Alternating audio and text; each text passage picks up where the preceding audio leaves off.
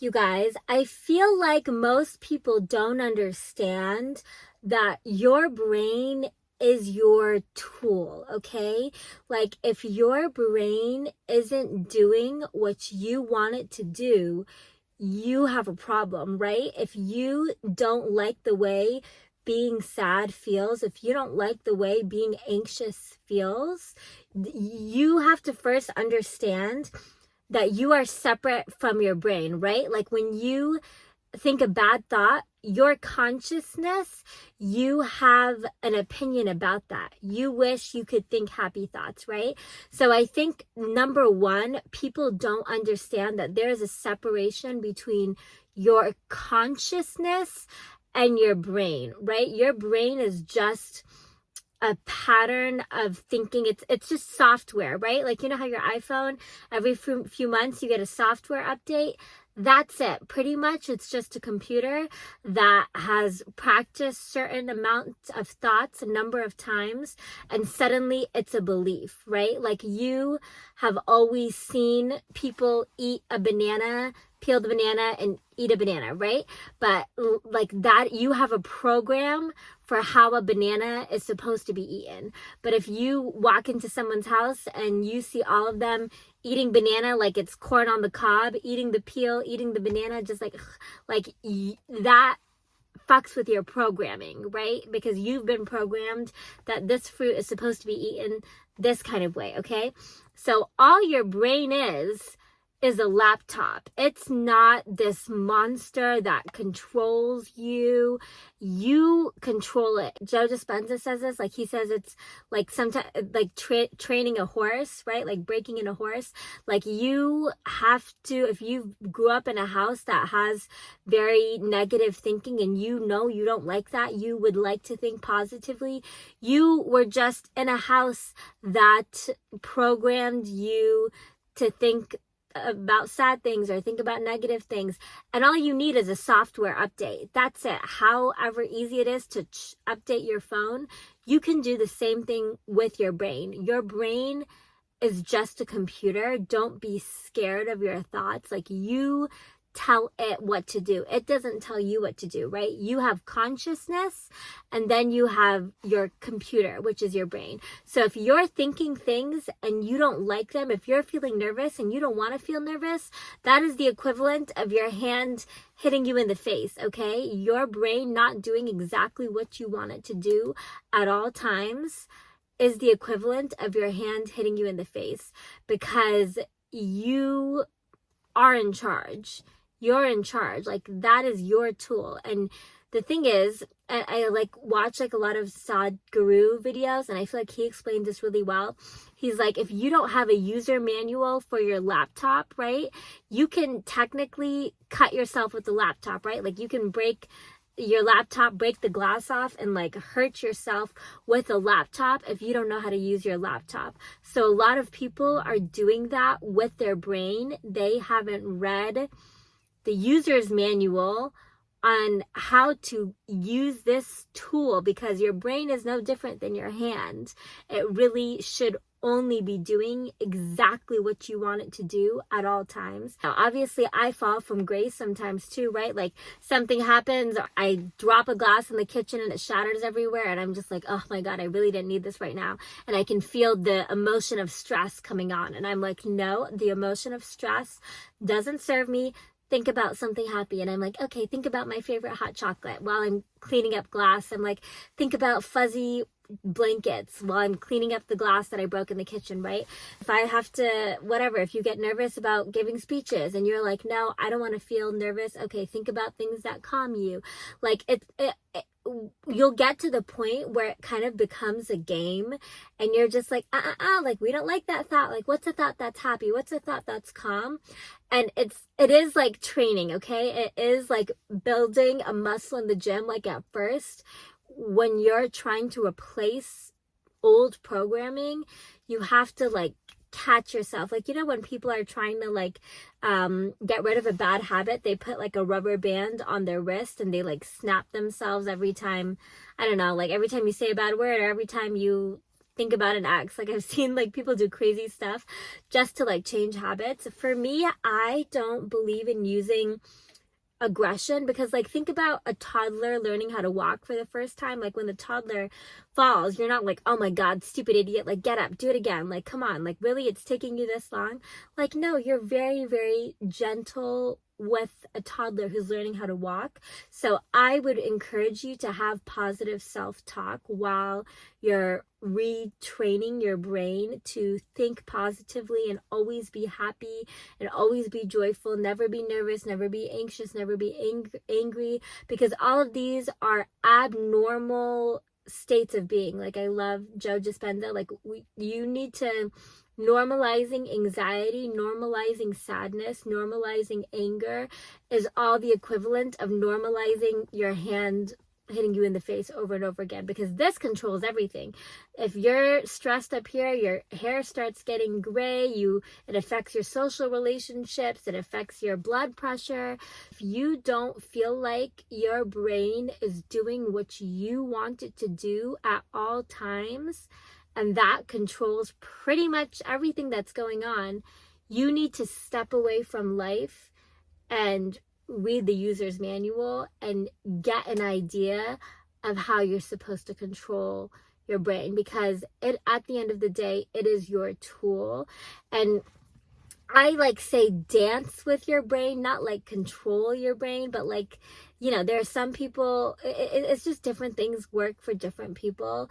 Like some people need to have the really strong self-talk where they say like, no sad thoughts are allowed in this brain, or no angry thoughts, no stressful thoughts. Like they need a really strong stance. But for me, I take a very loving stance, like, hey, like don't think that, like, doesn't it feel good to think about this happy thought? Like think about chocolate. Doesn't the idea of chocolate make you feel so much happier than that stress thing you're stressed about? Be nice to yourself the way you are with a toddler who's learning to walk. And for some people, they need to take the aggressive way. I would strongly discourage it, because then you're just going to start hating your internal voice if it's always being mean to you. I'm very loving when I slip up in my brain and I start thinking about thoughts that I don't want to. I am very loving, and I'm like, hey, I'm not like, stop that. I'm like, hey, no, like, let's think about this happy thing, and then that happy thing. And I'm like, okay, remember that one time you had such a good day with your friends? Think about that day. Think about those emotions. So I would encourage you to be loving with yourself. There is just a huge misunderstanding that your brain owns you. Like, no, you own your brain. If you tell me, oh, like, I feel like I can't control my brain, that's the same thing as you telling me you can't control your laptop. Like, your laptop opens and closes whenever it wants to. You can't tell it what to do. You can't open what websites and what tabs and what windows you want to open. Like, your laptop is just, it gets to do whatever you want. You understand that that's a huge problem, right? You understand your hand hitting you in the face constantly is a huge problem, and everything stops, right? Like, you don't move on with life if your laptop's not working. Like, first things first is you go get your laptop fixed and you figure out how to get that shit right. Same thing with your hand hitting you in the face. Like, you're not going around doing anything if you've got that problem, right?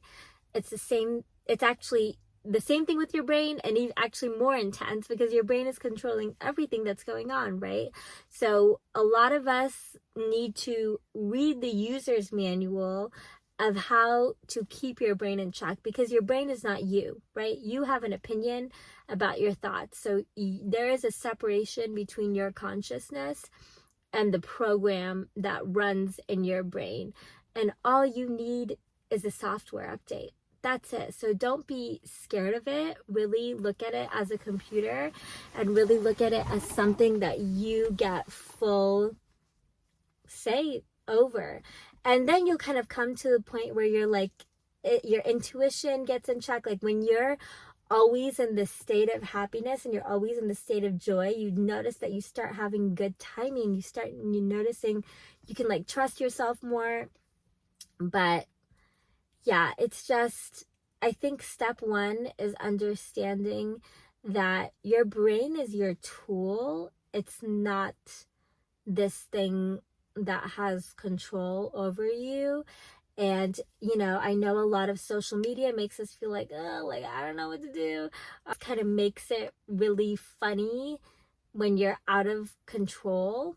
But it's not a good thing. You know, you really should always be happy. You really should always be blissful. And of course, you're going to face things in your reality that are going to might knock you off that disc for a while. You should train yourself where you have a very small recovery period, where as soon as something bad happens in your life, before it used to take you 3 hours to feel happy again, now it takes you 10 minutes. So like for me, like I remember, I think this was like months ago, but I've gotten better at kind of training my brain to making sure that I'm always happy.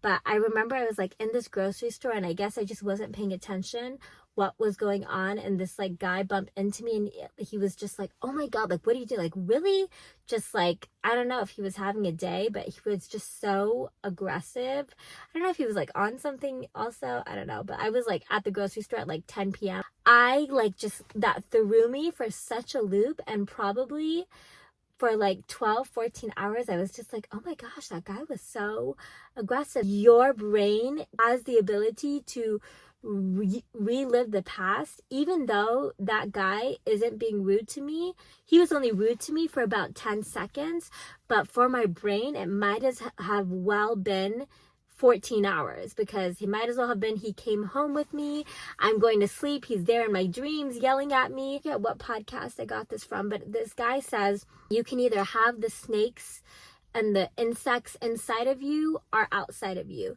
So when that guy was being rude to me, that exchange itself was probably 10 seconds, right? It became inside of me. It came home with me. It slept with me. It woke up in the morning and had breakfast with me. So suddenly my tool, my powerful computer that allows me to look into the past so that I can learn lessons, so I can learn these poison berries are bad, this cave is good, like that neighborhood is good, that neighborhood is not safe, like that, you know, things like that. It's a resource, right? You want your laptop to be able to Google information and have learned lessons from the past, right? But suddenly you're not using your laptop the way you should. Now I'm using it to feel the stressful emotions that I should have only felt for 10 seconds, because that guy was only rude to me for 10 seconds. But suddenly I don't know how to use my laptop anymore, and I'm feeling that 10-second stressful event because my brain is so advanced, and it can actually allow me to relive that for 14 hours. I could relive it for a year if I really focus on it enough times, right? And that's what a lot of people are doing. The event, when the event ends, let it end. Don't take it home with you. If you have some horrible exchange with someone, it stops there. Like, I do not allow you to plant yourself in my brain. Like, that event is either outside of you or it's inside of me. So if you're not in my face, you can't upset me. You know what I mean? So I'm not going to use this amazing magical computer that I can do anything to torture myself, right? And then the same thing with the future, right? Things that haven't happened yet, you can work yourself up into being worried about them. It's amazing that you can think about the future, because now you can plan your schedule for tomorrow, pick out your outfits, you know where you're going, you know what you're doing, you pack your lunch tomorrow.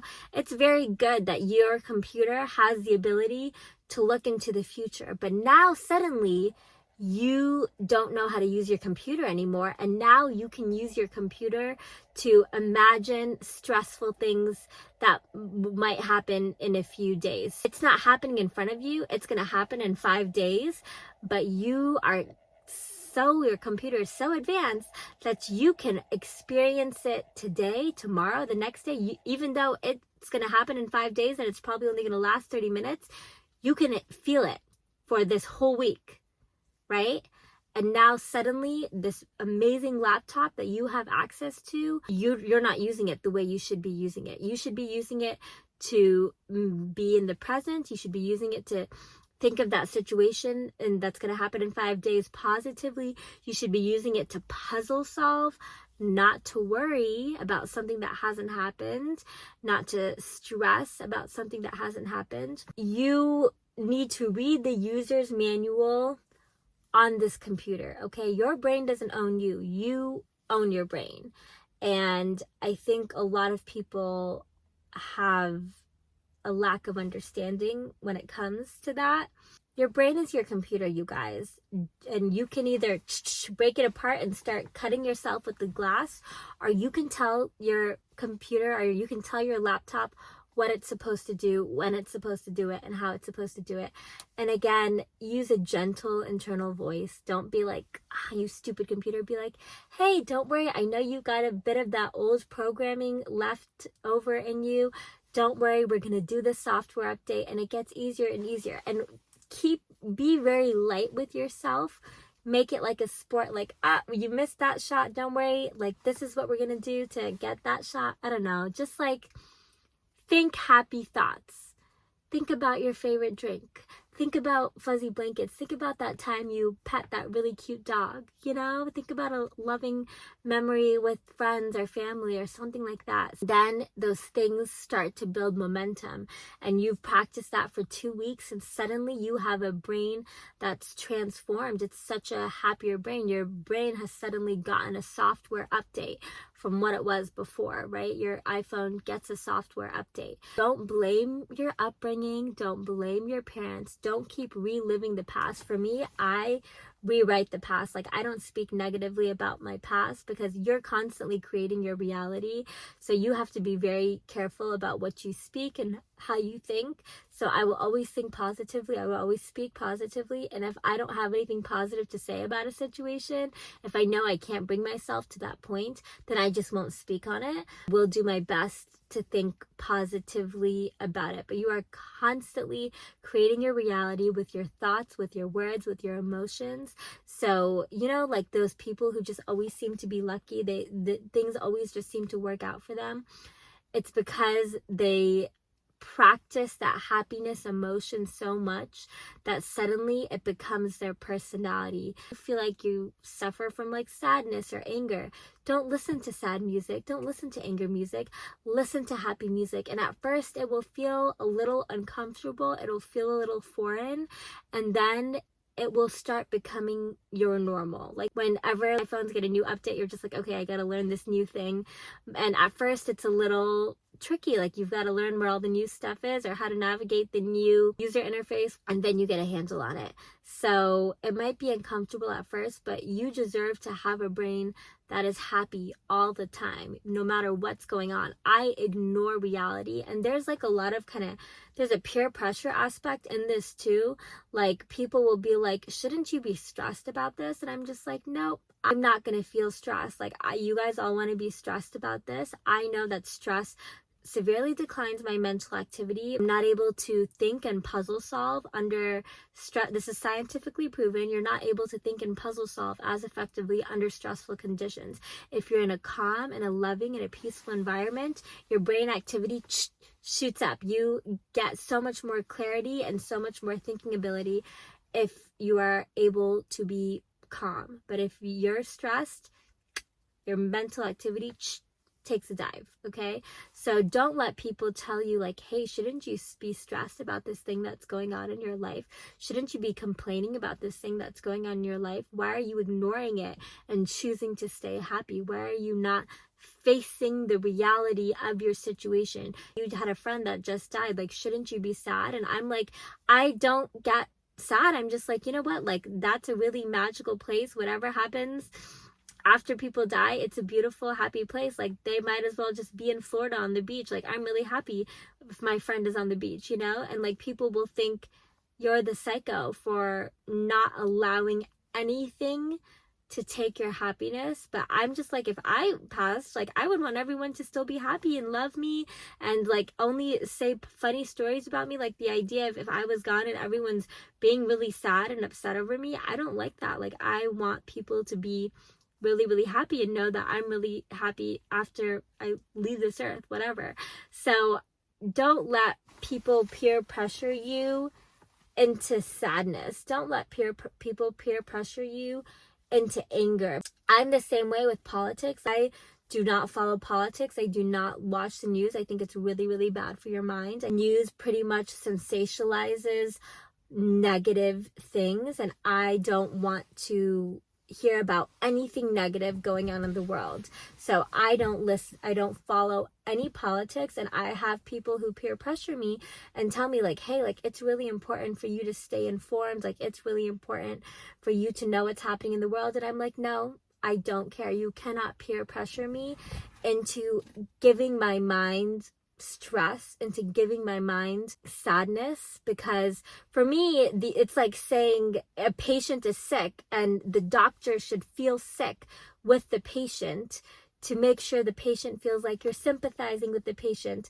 And I'm like, no, the doctor should not get sick too. If the patient's sick, the doctor should be healthy and have mental clarity, because that's how they're going to be able to solve the problem. So for me, I know my mental health declines when I follow the news. So I don't follow the news. I don't allow anyone to make me feel like a bad, uninformed person I don't allow anyone to make me feel guilty. People will talk about politics and I will just leave the room and be like, no, this doesn't sound like a positive story. I'm gonna leave. I don't want to participate in talk that isn't positive. And I've gotten some really judgmental reactions, and I don't care. So, and you get to the point where, like, even if it's a situation you can't escape in, like if you're in the car, I'm not going to control people. If you're in the car and you're going somewhere and people are talking about some negative thing, you get to the point where you can tune out and like think about your favorite hot chocolate. Like you'll get so strong that your environment cannot affect you, because isn't that the worst form of slavery? Like I love that Sadhguru quote. He says the worst form of slavery is if someone can control what's happening inside of you, right? So if you don't like feeling angry, and you know it's very bad for your body, which it is, this is scientifically proven, the emotion of anger is the equivalent of injecting yourself with a little bit of poison. Anger is a very, very bad emotion, a very unhealthy emotion to feel. So if you are feeling that and you don't want to, you know you don't like it, you know your body doesn't like it, but that person has the ability to make you feel something that you don't want to, suddenly they have control over what's happening inside of you, and in your biochemistry of your body, they get control. And that really is like the worst form of slavery to me, because they get to choose what happens inside of you, and no one gets that power over me. No conversation gets that power over me. And it gets easier and easier and easier. Like it's like, oh, like you're telling me like you're running late for a meeting and like you just broke a glass on the kitchen floor and whatever, you're out, you drop coffee on your shirt, and like you're happy, you're blissful, you're not worried at all. And I'm like, yeah, because that's when I operate the most efficiently. And it takes training. It takes training to say, don't get upset about this, don't get stressed about this, stay in happy, stay in calm, think about waterfalls, think about this. And it's always like baby steps, okay? And have a very nice internal talk. Don't be like stupid, like you're not supposed to be stressed. Be like, hey, don't feel stressed, it's okay, these things happen, think about this happy thing, and then so it starts to build momentum. I also listen to a lot of Abraham Hicks. I love that, about building momentum for happiness. But yeah, you guys, please understand that happiness and joy is really where your brain should be 24/7. You should be so in love with life, regardless of your circumstances, regardless of anything, because you get to tell your brain what it's allowed to feel, and focus on the things that you're grateful for. Like, right, if you're just able to watch this, like that's something to be grateful for. If you have access to all 5 of your senses, taste, touch, hearing, whatever, if you're able to do all that, that's something to be grateful for. So maybe it's not a happy thought, maybe it's things that you can just be grateful for, but it takes training, and it really does transform your life. But please, like depression, anxiety, frustration, anger, sadness, you get to choose. And I know so much of social media make you feel like you don't get to choose, but you do get to choose. There's no difference between your brain and your laptop. There really, really isn't. And you will get to that point. It takes time. I'm still in my journey of where, like, if something comes into my reality where I'm just like, nope, no, I don't like that person. It takes me a few, like, okay, think myself into something good, think myself into something happy. Sometimes it takes me 10 minutes, sometimes it takes me an hour, you know, but it gets shorter and shorter and shorter. It gets easier and easier and faster for me to get back to my happy place. But yeah, your brain is your tool, okay? Your brain is your tool, and the way you need to like break a horse in, like, you know how they train horses, that's all some people need. Like, you just need to get a handle on this, read the user's manual, and a lot of that helps with positive thinking, just focusing and reaching for memories or ideas or even imagination. It could be something that never happened, but the idea of it makes you really happy. Reaching for those things when you're in those moments of stress or sadness or anger, that just starts to build momentum. But I would strongly recommend you listen to a lot of Joe Dispenza, Sadhguru, and Abraham Hicks. I love all three of those speakers because it really is understanding that your mind is your tool and it is constantly creating your reality. So it's very, very important that you do have control over it. Know how to use it to your advantage, because our brain is very powerful, right? It can predict the future.